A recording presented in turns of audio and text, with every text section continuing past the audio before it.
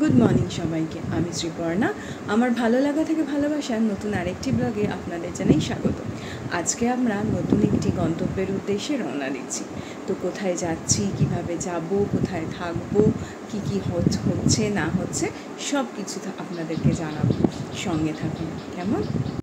সকলকে জানাই শুভ চতুর্থীর প্রীতি ও শুভেচ্ছা। প্রথমেই তো বললাম যে আমরা আজকে নতুন একটা জায়গার জন্য রওনা দিয়েছি। জায়গা বলতে ওই একই, নর্থ বেঙ্গল। আমরা যাচ্ছি মিরিকে। এর আগের যে ব্লগে মিরিকের আপনাদের দেখিয়েছিলাম না, যে লেকের ধারে একটা সুন্দর একতলা বাড়ি আমরা পেয়েছি, তো সেখানেই যাচ্ছি এবারে। পুরো 5 দিন আমরা থাকবো মিরিকেই। অ্যাকচুয়ালি বেড়ানোটা মেন কথা নয়, বা পুজো সেলিব্রেশনও নয়, এটা হচ্ছে জ্যাকের জন্য। আপনাদের তো আগেই বলেছিলাম যে জ্যাক এখানে ভীষণ গরমে কষ্ট পায়, সারাক্ষণ ওই একটা ঘরের মধ্যে এসিতে বন্ধ থাকে। সেই জন্য ওকে নিয়ে আমাদের যাওয়া, যাতে ও একটু ওই পাহাড়ের কোলে, প্রকৃতির কোলে, পরিষ্কার হাওয়া আবহাওয়াতে, সুন্দর বাতাবরণে ও যেন একটু হাঁটাচলা করতে পারে।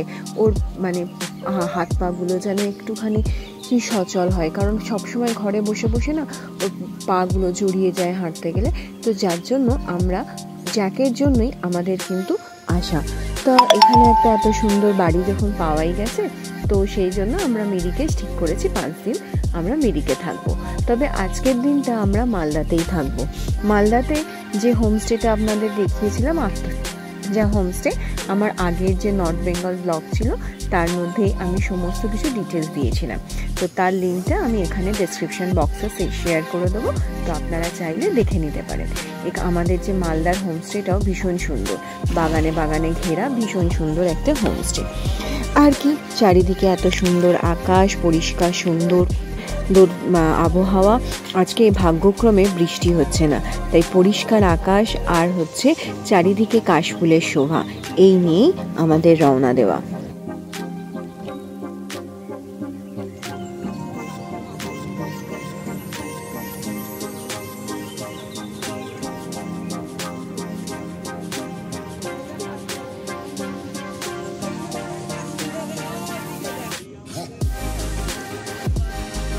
শীতকালে কোথাও বেরোলে চারিদিকে যেমন সর্ষে ফুলে হলুদ হয়ে থাকে, এত সুন্দর দেখতে লাগে।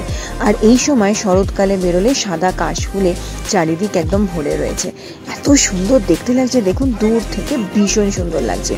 এইটা হচ্ছে একটা আপনার পেট্রোল পাম্প, যেখানে আর কি আমরা খেতে নেমেছিলাম। তো আমার হাজব্যান্ড বললো এখানে নাকি দুষ্টু যে গোল্ডেন রিট্রিভার, যে ফেসবুকে দেখবেন ওর একটা রয়েছে, ব্লগ রয়েছে, তো ও এখানে এসেছিল। সেই দুষ্টুর সুবাদে আমরাও কিন্তু এখানে এসেছি একটু চা বা কোল্ড ড্রিঙ্কস কিছু একটু খাওয়ার জন্য। তো নিয়ে আবার হচ্ছে উঠে যাব গাড়িতে। দেখুন দূরে এত সুন্দর পেঁজা তুলোর মতন আকাশ, আর হচ্ছে সাদা কাশ ফুল, অপূর্ব সুন্দর লাগছে। আমি আমার জীবনে এই প্রথম এত সুন্দর আর এত কাছ থেকে কাশফুলের সাথে ছবি তোলার সুযোগ পেয়েছি। এই সুযোগ কিন্তু আগে পাইনি। আগে ছোটবেলায় যখন শরৎকালের রচনা লিখতে দিত, এই দুটো পয়েন্ট কিন্তু কমন ছিল, আকাশে পেঁজা তুলোর মতন মেঘ আর হচ্ছে আপনার কাশফুলের শোভা। সত্যি প্রকৃতি যেন বিভিন্ন সময় বিভিন্নভাবে আমাদের সামনে ধরা দেয়, কিন্তু হয়তো আমরা এই প্রকৃতির এই রূপকে চিনে উঠতে পারি না। কথা বলতে বলতে প্রায়ই আমরা মুর্শিদাবাদ ফারাক্কা ঢুকবো করছে। বেশ অনেকটা পথ আমরা চলে এসেছি। আজকে আমরা সকালবেলা বেরিয়েছিলাম প্রায় 6:30টার সময়, কিন্তু তারপরে একটা কি বলবো আর, মানে যান্ত্রিক কিছু ত্রুটির জন্য গাড়িতে আর কি, তো আমাদের কল্যাণীতে 2-3 ঘন্টা আমরা একটা হোটেল নিয়ে সেখানে জ্যাককে রেখে তো গাড়িটাকে সার্ভিসিং করানো হয়, কারণ ওইভাবে গাড়ি নিয়ে পাহাড়ে ওঠাটা একটু রিস্কি। তো যাই হোক, ও ভীষণ ভালো, মানে বলতে পারেন আমার হাজব্যান্ড বলে আমি বলছি না, কিন্তু এত ভালো, ও গাড়ির কথা বুঝতে পারে যে কি বলবো। মানে জাস্ট একটু হয়তো কোথাও একটু প্রবলেম ওর মনে হয়েছে, ও সঙ্গে সঙ্গে মানে সেটা ঠিক করার জন্য একদম মানে ব্যস্ত হয়ে উঠেছিল, কারণ ওইভাবে গাড়ি নিয়ে মানে পাহাড়ে ওঠাটা খুব রিস্কি ব্যাপার ছিল। আর জ্যাককে এত গরমের মধ্যে, আজকে প্রচণ্ড গরম, এত গরমের মধ্যে জ্যাককে রাখলে জ্যাকের শরীর খারাপ হয়ে যেতে পারে, মানে খুব একটা টেনশনের মধ্যে আমরা ছিলাম। তো যাই হোক, ভগবানের বিশাল আশীর্বাদ আমাদের ওপর যে কাছাকাছি আমাদের গাড়িটা যেখানে আর কি দাঁড়িয়েছিল সেখানেই 2-3 মিনিটের এতেই একটা হোটেল পাওয়া গেছিলো, এসি হোটেল। তো সেখানেই জ্যাককে ওরা অ্যালাউ করেছিল 2 ঘন্টার জন্য, 1200 টাকা ওরা নিয়েছিল। সে যাই হোক, টাকাটা বড় কথা নয়, কিন্তু জ্যাককে যে আমি ভালোভাবে সুস্থভাবে রাখতে পেরেছি এটাই হচ্ছে অনেক বড় কথা। তো তারপরে 2 ঘন্টা বাদে আবার ওরা গাড়ি সার্ভিসিং করিয়ে এসে তারপর আমরা রওনা দিলাম। প্রায় 11:15 নাগাদ আমরা ওখান থেকে বেরোলাম, যার জন্য আমাদের হয়তো মালদা ঢুকতে ঢুকতে সন্ধে হয়ে যাবে, কিন্তু তবু ভালো, একটা রিস্ক নিয়ে না যাওয়াটাই বেটার। এসে গেছি ফারাক্কা। ফারাক্কা ব্রিজের রাস্তা ভীষণ খারাপ, পাশের যে নতুন ব্রিজটা এখনও চালু হয়নি। ফারাক্কার আপনার নদীতে জল প্রচুর রয়েছে, প্রচুর, বাঁদিকটায় প্রচুর জল রয়েছে, কারণ এক তো ভরাভর্তি বৃষ্টি, কদিন আগেই হচ্ছে আপনার কলকাতাতে মেঘ ভাঙা বৃষ্টি হয়েছে, চারিদিকে হচ্ছে জলে জলময়। তো সেই জন্য নদীর জল তো মানে যে বাড়বে এটা তো জানা কথাই। তাও দেখতে দেখতে তো আমরা এগিয়ে চললাম মালদার দিকে। ফারাক্কা থেকে আমাদের যে হোমস্টেটা বেশি দূর নয়, ওই 1 থেকে 1.5 ঘন্টার মধ্যেই আমরা হয়তো পৌঁছে যাব। চলুন একটু এগিয়ে গিয়ে তারপর আবার কথা বলছি আপনাদের সাথে।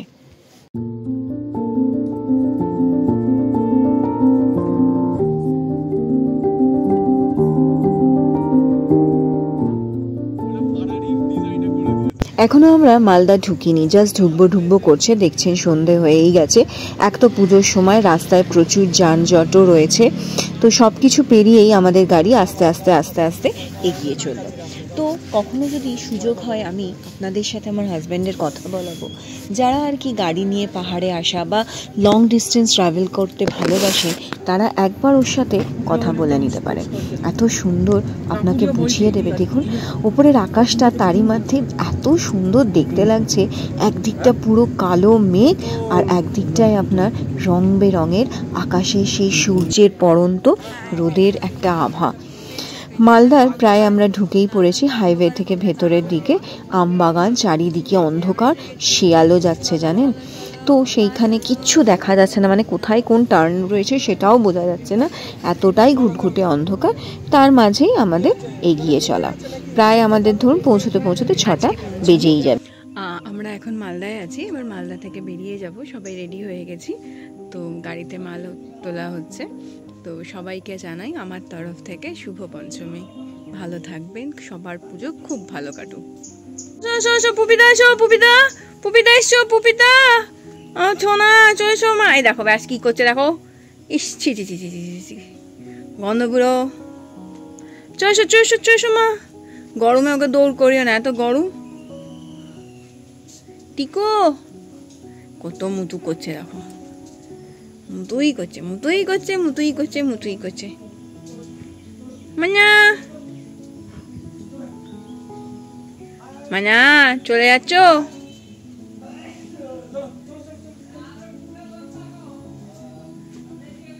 চলে আসে, প্রচন্ড গরম বাইরে, উফ বেশ মানে গুমোট একটা গরম।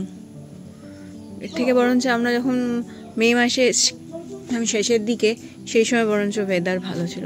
এখন মানে বিচ্ছিরি একটা গুমোট গরম, মানে নিঃশ্বাস নিতে কষ্ট হচ্ছে। সেই জন্যই জ্যাককে ভেতরে নিয়ে চলে গেল, যে যতক্ষণ না এই গাড়িতে সব কিছু লোড হচ্ছে ততক্ষণ ও ভেতরেই এসিতে থাক আর কি। আপনাদের তো দেখিয়েছি, এই তো সুন্দর একটা আমাদের হোমস্টে, খুব সুন্দর একদম সাজানো গোছানো, বাগান চারিদিকে, প্রকৃতির মাঝে কাটানো একটা দিন। এরপর যাব পাহাড়ে, তারপর পাহাড়ে গিয়ে আপনাদের সাথে আবার দেখা হবে, কথা হবে। নমস্কার। সবাই হাই বলে দাও তো, আমার হাই বলুন। হাই হাই বলে দাও। হাই হাই টুকু, হাই হাই। চতুর্থী আর পঞ্চমী ব্লগটা একসাথেই দেখালাম, কারণ এখানে বিশেষ কিছু দেখানোর নেই বলে। তো আমরা মোটামুটি মালদা ছেড়ে বেরোচ্ছি। বিভিন্ন জায়গায় আপনার ব্লক রয়েছে রাস্তা, এই যে পুলিশ বলছে ওদিক দিয়ে ঘুরে যান, পেছন দিক দিয়ে আবার ঘুরে আমাদের বেরোতে হবে ব্রিজের ওপর দিয়ে, তারপরে গিয়ে আমরা হাইওয়েতে উঠবো। তো মোটামুটি মানে মালদা শহরের পুজো তো দেখা হলো না, কিন্তু এই চারিদিকে লাইটিং এই সমস্ত একটু দেখতে দেখতেই আমরা এগিয়ে চললাম হাইওয়ের দিকে।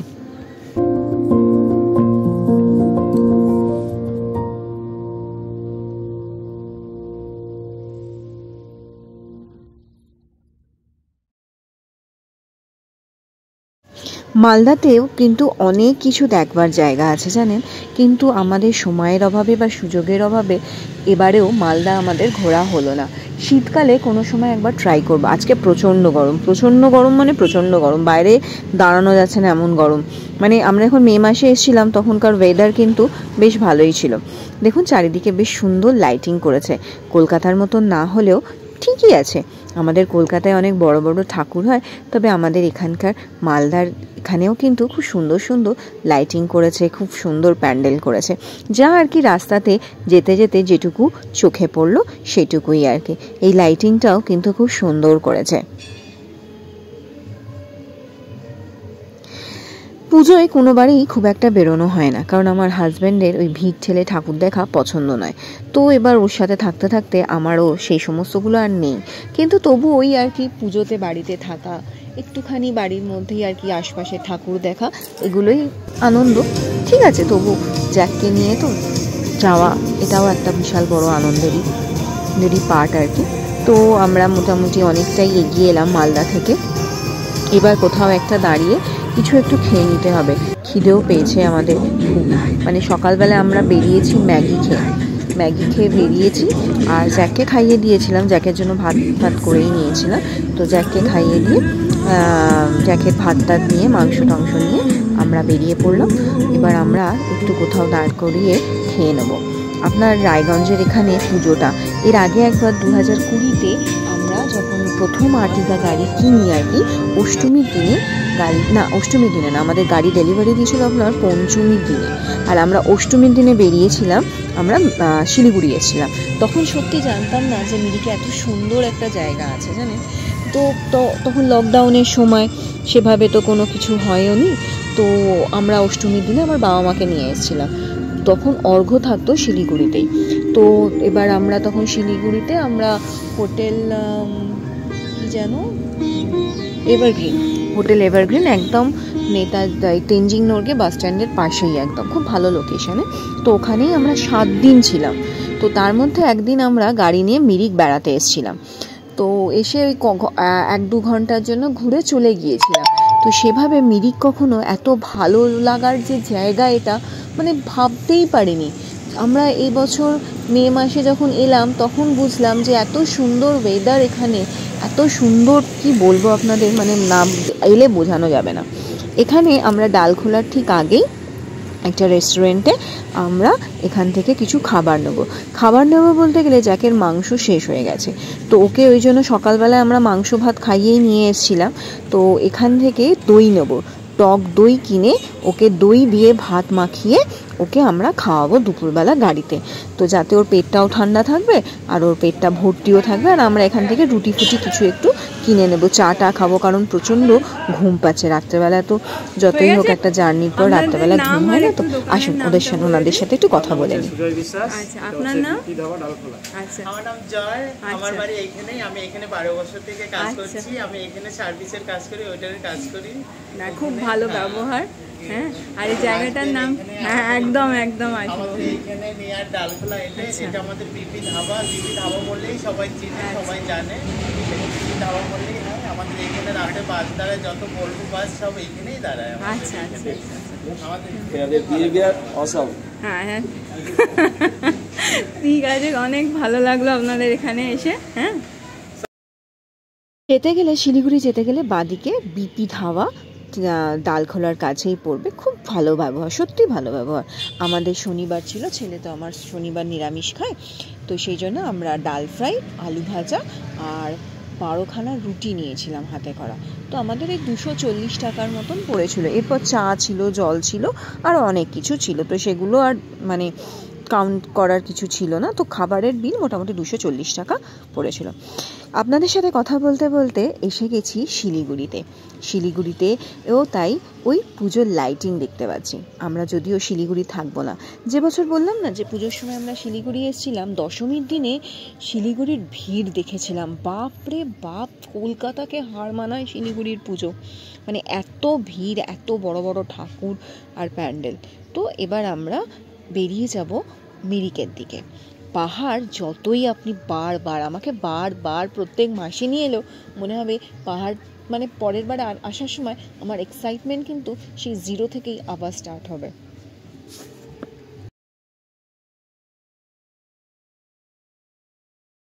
ছোট থেকেই পাহাড় ভীষণ পছন্দের আমার। বাবা ইন্ডিয়ান মিউজিয়ামে চাকরি করতেন, তো এলটিসি পেতেন। আমরা প্রত্যেক বছর প্রায় বেড়াতে যেতাম, আর বেড়াতে যাওয়া মানে আমাদের কিন্তু বেশিরভাগই পাহাড় ছিল। দেখুন এই যে জায়গাটার সাথে রোজা সিনেমার গান ইয়ে হাসি ওয়াদিয়া, এই গানটা সেই সময় আমাদের ভিডিওতে চলছিল। দুটো একেবারে দারুণ কম্প্যাটেবিলিটি কিন্তু ম্যাচ করে গেছে।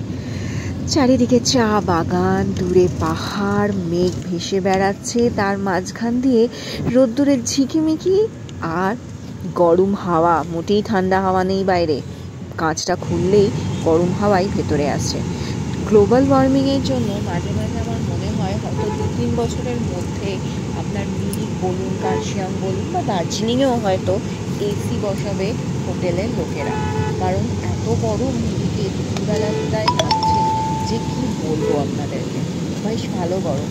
এই 3-3:30 পর থেকে যখনই সূর্য ডুবতে আরম্ভ করছে, তারপর থেকেই কিন্তু আরম্ভ হচ্ছে ঠান্ডা হাওয়া।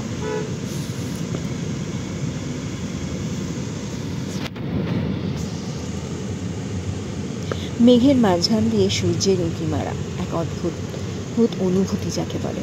আর দূরে পাহাড়, তার উপরে বড় বড় টাওয়ারগুলো।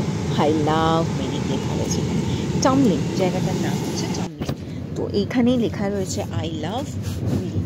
এটা মিরিক থেকে একটু নিচে চা বাগানের মধ্যে, কিন্তু জায়গাটা কিন্তু ভীষণ সুন্দর।